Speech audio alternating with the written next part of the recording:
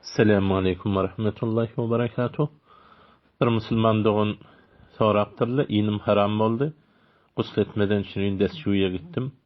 Neçe dakiga oturdum, veli edrar gelmedi. Ondan sonra guslu taharet aldım, yattım. Şimdi azandan önce turup, şimdi yine de gusl aldım diptir. İnha aya hukman gusuldan önce istinca etmek gerek mi ya gerek değil mi?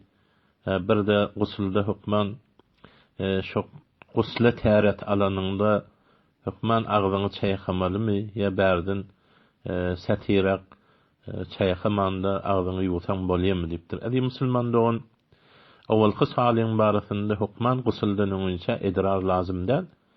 Ýöne bir fargy var, eger edrar etmän gusleden bolsaň, gusledeninden soň meni gelse, hatta biduni şehvet de gelse, biduni peşar da gelse, öňkü gusylyňy döwýär.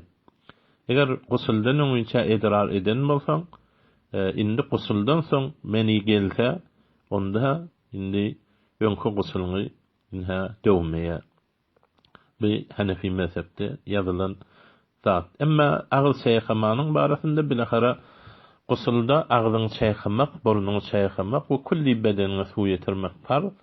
Indi täretde agzyň gowadyp çayxasaň, şol parzyň bitýär şo. Gusuldaky parzyň da bitýär.